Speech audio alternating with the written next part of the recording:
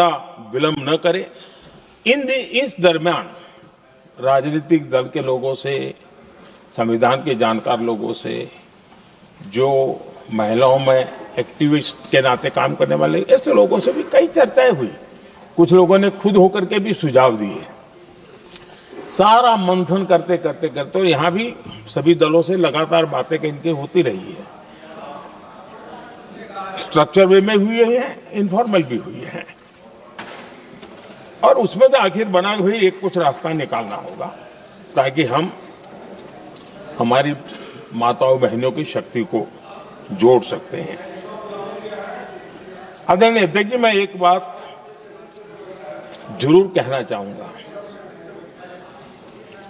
यहां बैठकर के हमें किसी को संविधान ने देश को टुकड़ों में सोचने का अधिकार ही नहीं दिया है। जो शपथ लेके हम बैठे हैं ना, हम सबको एक राष्ट्र के रूप में विचार करना हमारा दायित्व बनता है। चाहे कश्मीर हो या कन्याकुमारी, हम टुकड़ों में न सोच सकते हैं, न टुकड़ों में हम निर्णय कर सकते हैं। और इसलिए निराधार रूप में, जिसमें कोई सच्चाई नहीं, रत्ती भर सच्चाई नहीं है, सिर्फ राजनीतिक लाभ लेने के लिए जो बवंडर खड़ा किया जा रहा है, मैं आज बड़ी जिम्मेवारी के साथ इस सदन में, इस पवित्र जगह से कहना चाहता हूं, चाहे दक्षिण हो, उत्तर हो, पूर्व हो, पश्चिम हो, छोटे राज्य हो, बड़े राज्य हो, मैं आज एक जिम्मेवारी से कहना चाहता हूं कि निर्णय प्रक्रिया किसी के साथ भी भेदभाव नहीं करेगी। ये निर्णय प्रक्रिया किसी के साथ अन्याय नहीं करेगी।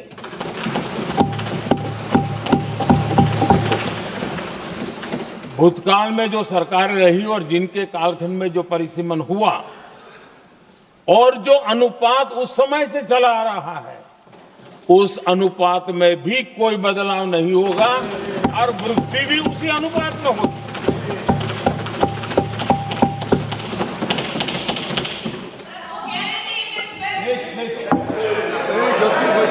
अगर गारंटी शब्द चाहिए तो मैं गारंटी शब्द उपयोग करता हूं। वादा की बात करते हो तो मैं वादा शब्द उपयोग करता हूं। अगर तमिल में कोई अच्छा शब्द हो तो वो भी मैं बोलने के लिए तैयार हूं। क्योंकि जब नियत साफ है तो फिर शब्दों का खेल करने की हमें जरूरत नहीं है जी।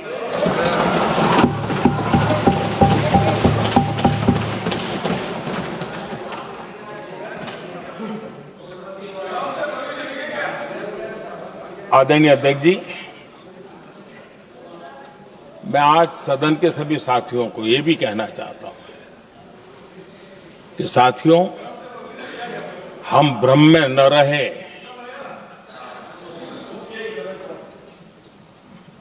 हम उस अहंकार में न रहे,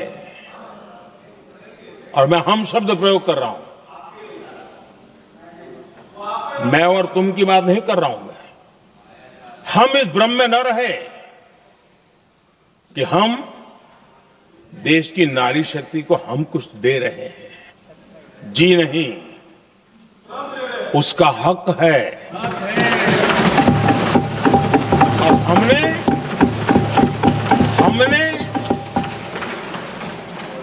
कई दशकों से उसको रोका हुआ है। आज उसका प्रायश्चित करके हमें उस पाप में से मुक्ति पाने का यह अवसर है।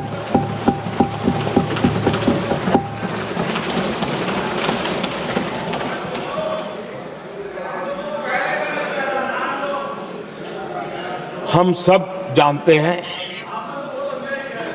हर एक ने कैसे चालाकी की है, हर बार चतुराई की। बिल्कुल हम तो इसके पक्ष में ही हैं, लेकिन हम इसके साथ ही है, लेकिन हर बार कोई न कोई टेक्निकल पूंछ लगा दी इसको और इसको रोका गया। हर बार ऐसी चीजें लाई गई है।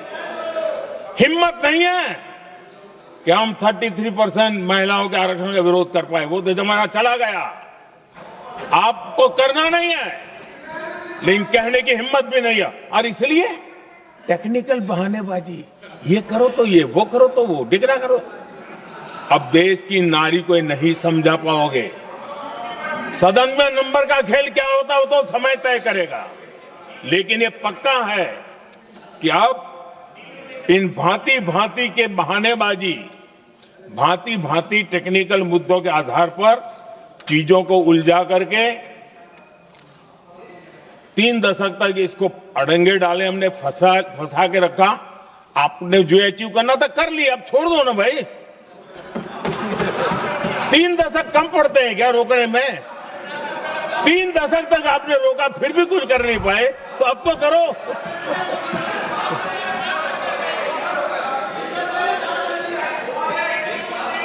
आदरणीय अध्यक्ष जी,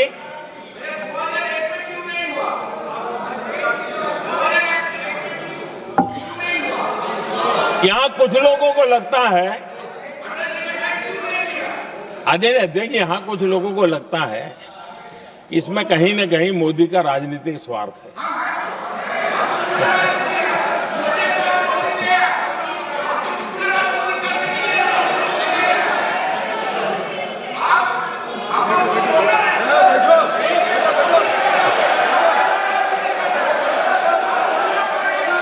अरे भाई, इनको बोलने दीजिए, वहां पर बेचारे को मुंह पर ताला लगा हुआ है, बहुत बगल में कोई बोलने नहीं देता उसको।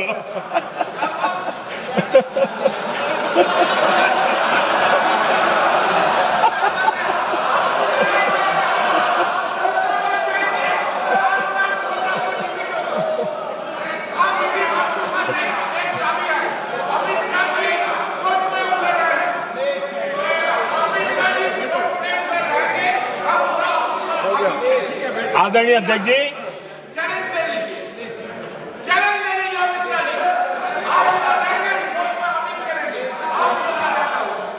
आदरणीय अध्यक्ष जी, देखिए, इसका अगर विरोध करेंगे तो स्वाभाविक है कि राजनीतिक लाभ मुझे होगा, लेकिन साथ चलेंगे तो किसी को भी नहीं होगा, ये लिख के रखो। किसी को नहीं रहेगा, क्योंकि फिर अलग पहलू हो जाता है, फिर किसी को फायदा नहीं होता। और इसलिए हमें क्रेडिट नहीं चाहिए। जैसे ये पारित हो जाए, मैं कल एडवर्टाइजमेंट दे करके सबका धन्यवाद करने के लिए तैयार हूं, सबकी फोटो छपवाने के लिए तैयार हूं। क्रेडिट आप ले लो, चलो। क्रेडिट की चिंता है क्या है जी, ले लो ना क्रेडिट। आपको जिसकी फोटो छपवानी है सरकारी खर्चे से हम करवा देंगे।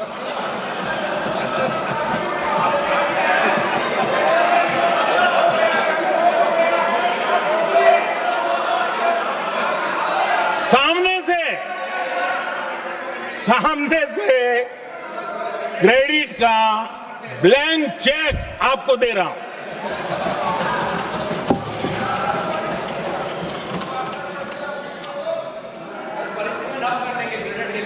आदरणीय अध्यक्ष जी, हमारी संसदीय लोकतंत्र में महिलाओं की भागीदारी ये सिर्फ आंकड़ों का खेल या एक लोकतांत्रिक व्यवस्था में सुधार इतना सीमित नहीं है। लोकतंत्र की जननी के रूप में, मदर ऑफ डेमोक्रेसी के रूप में ये निर्णय भारत का कमिटमेंट है, ये सांस्कृतिक कमिटमेंट है।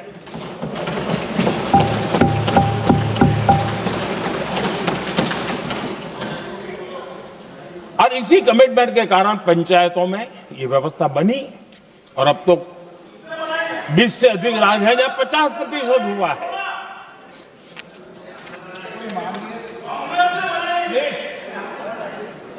और हमने अनुभव किया है, मुझे लंबे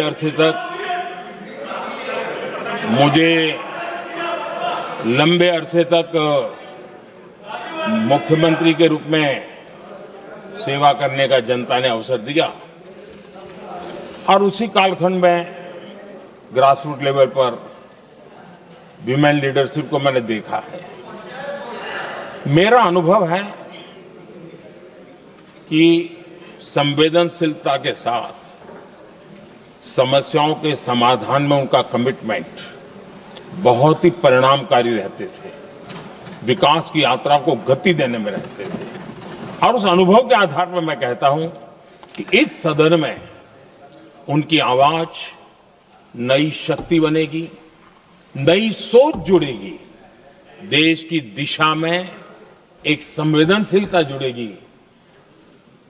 तथ्य और तर्क के आधारों पर अनुभव जब जुड़ता है तब मैं समझता हूं उसका सामर्थ्य अनेक गुना बढ़ जाता है और सदन कितना समृद्ध हो।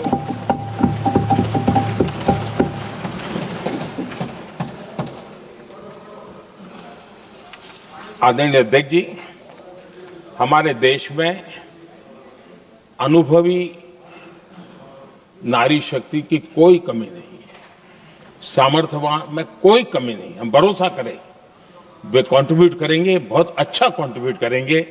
और आज भी जितनी हमारी बहनें यहां हैं, जब भी उनको अवसर मिला है उन्होंने बहुत अच्छे ढंग से अपनी बात बताई है, सदन को समृद्ध किया है। आदरणीय अध्यक्ष जी, आज देश में वर्तमान में देश में 650 से ज्यादा पंचायतें, डिस्ट्रिक्ट पंचायत, करीब 250 महिलाएं उसका नेतृत्व कर रही और केंद्र के कैबिनेट मिनिस्टर से ज्यादा उनके पास जिम्मेवारी और धन और व्यवस्था होती है, काम करती है जी। करीब 6,700 ब्लॉक पंचायतों में 2700 से अधिक ब्लॉक पंचायत ऐसी हैं जिसका नेतृत्व महिलाओं के हाथ में है। आज देश में 900 से अधिक शहरों में अर्बन लोकल बॉडीज की हेड के रूप में मेयर्स हो या स्टैंडिंग कमेटी का काम देखने वाली बहनें हैं, उनकी ताकत है। और मैं मानता हूं कि आज देश जो प्रगति कर रहा है उस प्रगति में इनका भी महत्वपूर्ण योगदान है। उस ऋण को हमें स्वीकार करने का ये अवसर है। और जब ये अनुभव सदन के साथ जुड़ेगा तब वो अनेक गुना ताकत बढ़ा देगा। आदरणीय अध्यक्ष जी, एक लंबी प्रतीक्षा एंड एक प्रकार से हम सबके लिए सवालिया निशान पैदा हो, ऐसी परिस्थिति हम ही लोगों ने पैदा की है। ये अवसर है कि हम पुरानी जो कुछ भी मर्यादाएं रही होगी, मुश्किलें रही होगी, उसे बाहर निकले, हिम्मत के साथ हम आगे बढ़े और नारी शक्ति का राष्ट्र के विकास में उनकी सहभागिता को हम सुनिश्चित करें। और मैं पक्का मानता हूं कि अगर आज हम मिलकर के निर्णय करते हैं,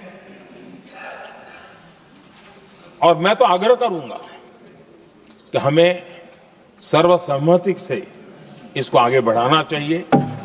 और जब सर्वसम्मति से बढ़ता है तो ट्रेजरी बेंच पर एक दबाव रहता है जी। उनको भी लगता है भाई सबका इसमें हक है, हर एक की बात मान के चलो, कोई नुकसान नहीं है। सामूहिक शक्ति से तो अनेक परिणाम हमें अच्छे मिलते हैं। आदरणीय अध्यक्ष जी, मैं ज्यादा समय न लेते हुए इतना ही कहूंगा कि इसको राजनीति के तराजू से न तोलें,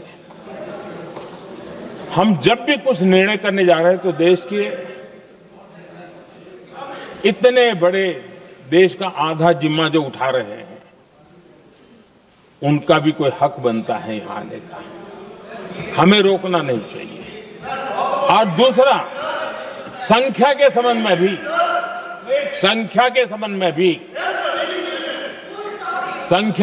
में भी एक मत पहले से बनता आया था, चर्चा थी कि साहब ये जो है इनका कम मत करो, अधिक कर दो तो जल्दी हो जाएगा। वो अधिक वाला विषय वो आया है कि चलो भाई पैसे जो संख्या थी 33% और बढ़ा दो, ताकि किसी को ऐसा न लगे कि मेरा हक चला गया। एक नई शक्ति जुड़ेगी, अतिरिक्त शक्ति जुड़ेगी। और अब सदन की रचना भी तो अब पहले से हमने सोच कर रखा है, जगह तो बना ली है। और आदरणीय अध्यक्ष जी, मैं लाइटर में मैं जरूर कहना चाहूंगा, हर एक के अपने राजनीतिक कारण होते हैं और पराजय का डर जरा हैरान करने वाला होता है, लेकिन अपने यहाँ जब कोई भी शुभ काम होता है उसको नजर न लग जाए, इसलिए काला टीका लगाने की परंपरा है। मैं आपका धन्यवाद करता हूं काला टीका लगाने के लिए। बहुत बहुत धन्यवाद।